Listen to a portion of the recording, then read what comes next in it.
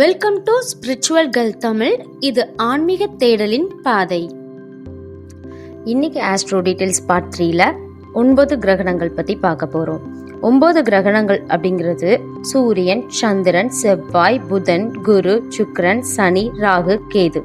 இந்த 9 கோள்களும் 9 கிரகணங்களாக சொல்கிறோம். இதில் முதல்ல உள்ள 7ஐயும் நம்ம கண்களால் பார்க்க முடியும்.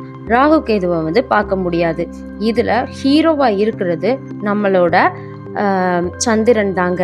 இந்த சந்திரன் எந்த வீட்டில் இருக்கோ அந்த ராசியும் அந்த நட்சத்திரமும் தான் நம்மளோட ஜென்ம நட்சத்திரமும் ஜென்ம ராசியுமா இருக்குங்கிறத பார்ட் 1ல பார்த்துருந்தோம். பார்ட் 1ல பார்த்துருந்ததை விட இப்போ எக்ஸ்பிளனேஷனாக பார்க்கணும் அப்படின்னா, இப்போ நம்மக்கிட்ட 12 வீடு இருக்குது. அந்த 12 வீட்டிலையும் இந்த 9 கிரகணங்களும் உட்கார்ந்துருக்கும். நம்ம பிறக்கும்போது எந்த இடத்துல எது உட்கார்ந்துருக்கோ அதை வச்சு தான் ஒருத்தங்களோட பிஹேவியர்லேருந்து அவங்க ஆக்ஷனில் இருந்துட்டு அவங்க பாஸ்ட் ஃப்யூச்சர் எல்லாமே கணிக்க முடியும்.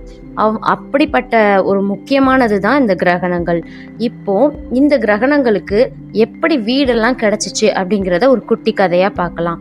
கடகத்துல இருந்து கும்பம் வரைக்கும் உள்ள வீட்டை சந்திரன் வச்சிருந்தாராம். சிம்மத்துல இருந்து மகரம் வரைக்கும் உள்ள வீட்டை சூரியன் வச்சிருந்தாராம்.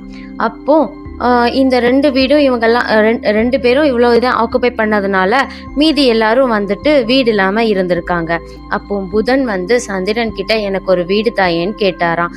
அவரும் பாவம் அப்படின்னு சொல்லிட்டு பக்கத்து வீட்டான மிதுனத்தை கொடுத்துட்டாராம். அவர் அப்படியும் சும்மா இல்லையா, சூரியன் கிட்டையும் போய் எனக்கு ஒரு வீடு தாயேன்னு கேட்டாராம். அவருக்கு பக்கத்து வீட்டில் உள்ள கன்னிய வீட்டை அவருக்கு கொடுத்துட்டாராம். இதை பார்த்துட்டு இருந்த சுக்கிரன் சும்மா இருப்பாரா? அவரும் போய் சந்திரன் கிட்ட எனக்கு ஒரு வீடு வேணும்னு கேட்டாராம். சுக்கிரனுக்கு ரிஷப வீடை கொடுத்தாராம்.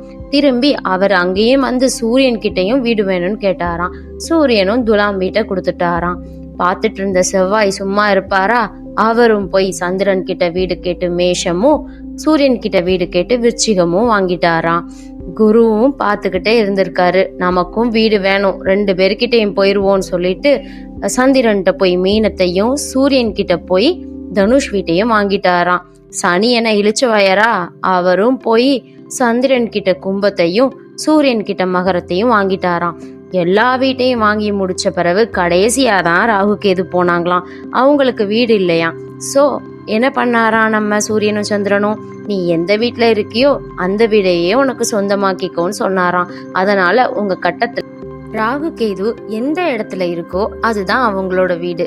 அந்த வீடு எந்த கிரகணமோட வீடோ அந்த நட்சத்திரம் கொடுக்குற பலனையும் இவங்க டபுளா கொடுப்பாங்க. அப்புறம் இப்போ உங்க கட்டம் பார்த்துட்டீங்கன்னு நினச்சிக்கோங்களேன். அதுல இது இந்த வீட்டில் இந்தந்த கிரகணங்களோட வீடுன்னு சொல்றோமா, அவங்க வீட்டிலே இருந்தாங்கன்னா உங்களுக்கு பெனிஃபிட்ஸ் அதிகமா இருக்கும். இந்த இன்ஃபர்மேஷன் உங்களுக்கு யூஸ்ஃபுல்லா இருந்துச்சுன்னா இந்த வீடியோக்கு ஒரு லைக் போடுங்க. மறக்காம சேனலை சப்ஸ்கிரைப் பண்ணிருங்க. நன்றி.